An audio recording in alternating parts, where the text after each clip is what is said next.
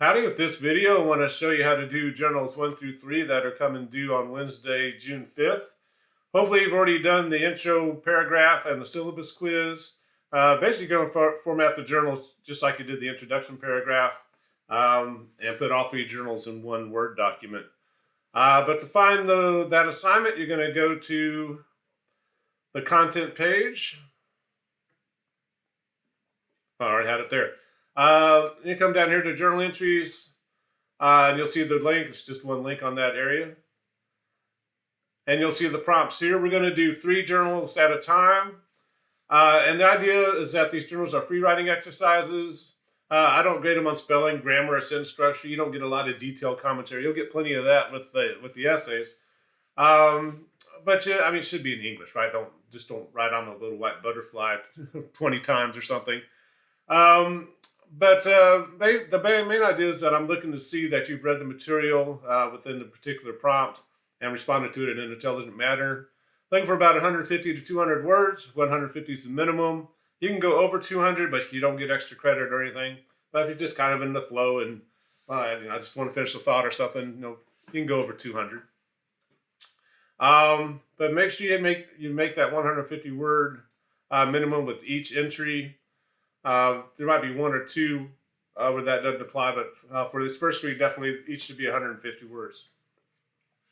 And the idea of these journal entries, one is just to get you to get into typing faster. You want to do these pretty much as quickly as possible.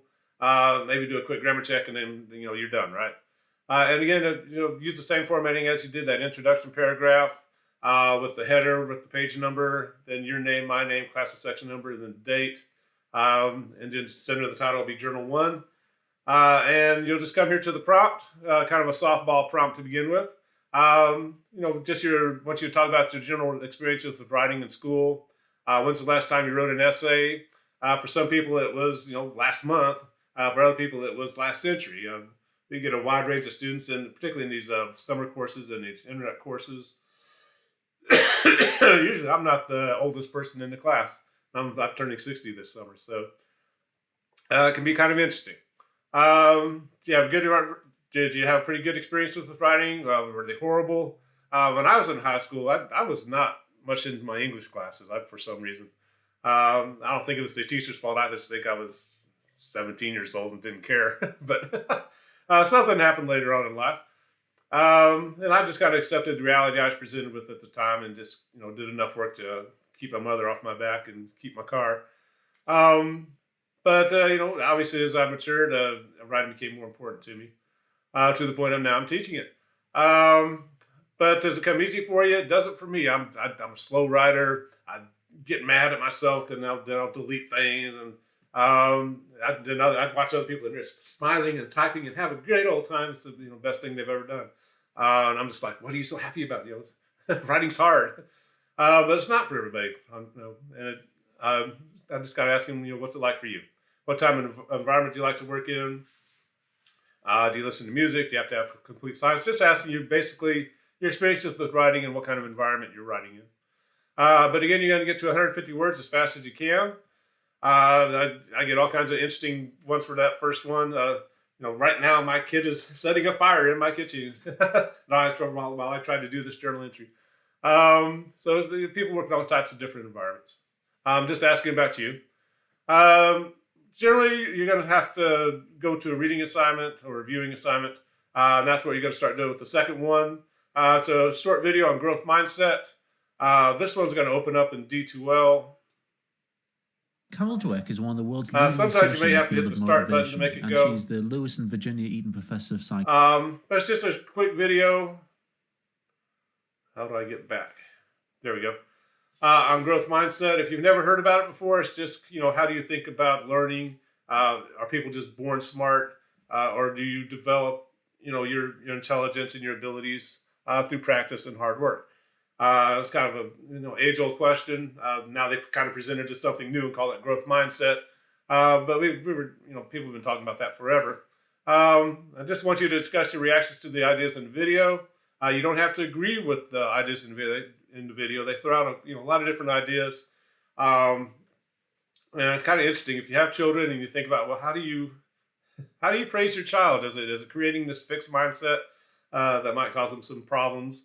But again, you feel free to disagree with the video if you want to. Some of the ideas you're like, no, well, it's not that big a deal. And you're going to get to 150 words as quickly as possible with that second entry. Then the third one's a reading assignment. This was actually some research done way back with our quality enhancement plan for accreditation. But it's a short reading. It's not the most exciting reading, but basically it's talking about self-regulated learning. And basically the idea is that being a good student is not an accident.